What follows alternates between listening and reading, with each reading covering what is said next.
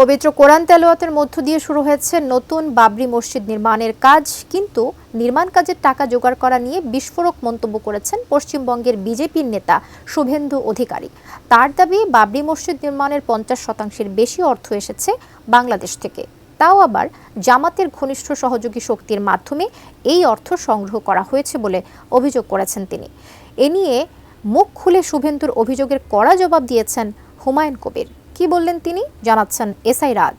হুমায়ুন কবির বাবরি মসজিদের যে অর্থ সংগ্রহ করেছেন থ্রু 50% এর বেশি অর্থ বাংলাদেশ থেকে এসেছে। এইসব পাগলামি করার একটা সীমা আছে।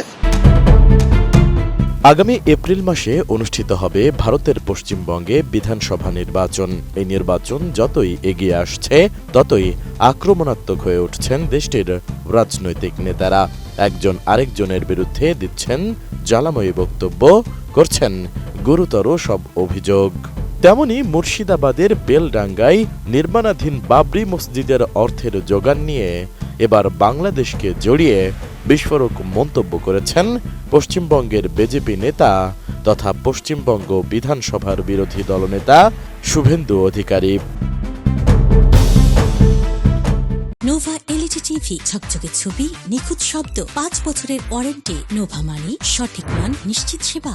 শুভেন্দুর অভিযোগ, বাবরি মসজিদের ভিত্তিপ্রস্তর স্থাপনের আগে 7 দিন বাংলাদেশে ছিলেন জনতা উন্নয়ন পার্টির চেয়ারম্যান বেলডাঙ্গার বহিষ্কৃত বিধায়ক হুমায়ুন কবির।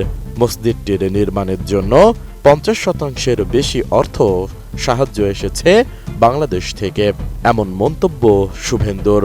এমনকি জামাতের ঘনিষ্ঠ সহযোগী শক্তির মাধ্যমে এই অর্থ সংগ্রহ করা হয়েছে বলে বিস্ফোরক দাবিও তার। হুমায়ুন কবির বাবরি মসজিদের যে অর্থ সংগ্রহ করেছেন থ্রু 50% এর বেশি অর্থ বাংলাদেশ থেকে এসেছে, হুমায়ুন কবিরই বলতে পারবে। এবং হুমায়ুন কবির বাংলাদেশের জামাত, মমতা ব্যানার্জি সেতু। নির্বাচনের আগে তুঙ্গে উঠেছে হিন্দু মুসলিম রাজনৈতিক বিতর্ক, যার অন্যতম কেন্দ্রে এখন বাবরি মসজিদের ভিত্তিপ্রস্তর স্থাপন ও নির্মাণ ইস্যু। এ প্রসঙ্গে কথা বলতে গিয়ে বুধবার উত্তর কলকাতার মুরলীধর সেন লেনের বিজেপি রাজ্য কার্যালয়ে সাংবাদিকদের উদ্দেশ্যে শুভেন্দু বলেন, ভারত বাংলাদেশ সীমান্তের দুই পারেই মৌলবাদী শক্তি নিজেদের ঘাঁটি মজবুত করছে। বাংলার হিন্দুদের জন্য পরিস্থিতি উদ্বেগজনক। শুভেন্দু প্রশ্ন তোলেন, খাগড়াগড় বিস্ফোরণ কাণ্ডে কারা জড়িত ছিল? হরিহরপাড়া মাদ্রাসা থেকে আনসারুল্লাহ বাংলার সন্দেহভাজন ব্যক্তিদের গ্রেপ্তারের নেপথ্যে কারা? পশ্চিমবাংলার বিধানসভার বিরোধী দলনেতা, ওনার একটা সুন্দর মেয়ে দেখে একটু জীবন সাথী ওনাকে দরকার, সঙ্গ দিবে, যাতে ওনার মাথা ঠিক থাকে, সবসময় ভালো পরামর্শ দেয়। যদিও শুভেন্দুর এমন বক্তব্যকে পাল্টা চ্যালেঞ্জ ছুড়ে দিয়েছেন বাবরি মসজিদের মূল উদ্যোক্তা তৃণমূল কংগ্রেসের বরখাস্তকৃত বিধায়ক ও সদ্য জন্ম নেয়া জনতা উন্নয়ন পার্টির চেয়ারম্যান হুমায়ুন কবির। তিনি বলেন, শুভেন্দু অধিকারী বিরোধী দলনেতা, তার দল ভারতের বর্তমান কেন্দ্রীয় সরকারে আছে। উনি যে এত নির্বোধ তা জানতাম না। মোদিজি কার লোক? তিনিও তো বিজেপির সর্বোচ্চ নেতা। অমিত শাহ সেকেন্ড ব্যান, ভারতের হোম মিনিস্টার। সব ধরনের তদন্তকারী সংস্থা তাদের হাতে রয়েছে। তাদের বলে হুমায়ুন কবিরদের বিরুদ্ধে তদন্ত করার কথাও বলেন তিনি।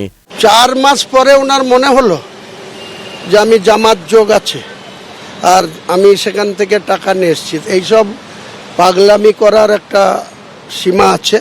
আমি চ্যালেঞ্জ করছি ওনাকে, যে সমস্ত এজেন্সিগুলো আছে আমার বিরুদ্ধে একটা তদন্ত শুরু হোক। সত্যি কি বাংলাদেশে গিয়েছিলেন? এমন প্রশ্নের জবাবে হুমায়ুন কবির বলেন, হ্যাঁ, তিনি গিয়েছিলেন। 28 সেপ্টেম্বর থেকে 10 অক্টোবর 12 দিন তিনি বাংলাদেশে ছিলেন।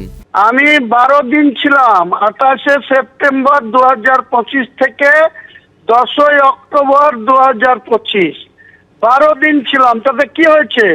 আমি আমার আত্মীয়দের বাড়িতে বেড়াতে গিয়েছিলাম। এছাড়া পশ্চিমবঙ্গের মুখ্যমন্ত্রী মমতা বন্দ্যোপাধ্যায়ের সঙ্গে জামাতের লিঙ্ক তৈরি করতে তিনি বাংলাদেশে গিয়েছিলেন বলে শুভেন্দুর মন্তব্যের জবাবে হুমায়ুন কবির বলেন, বৈধ পাসপোর্ট ভিসা নিয়ে বাংলাদেশে গিয়েছে ভারতের পররাষ্ট্র মন্ত্রণালয়। ভারত সরকার কি করছিল?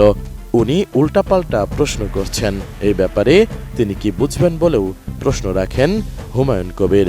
এছাড়া শুভেন্দুর কোনো কথার জবাব দেওয়া হবে না বলেও জানান হুমায়ুন কবির। SI রাজ, ডেস্ক রিপোর্ট, ATN নিউজ।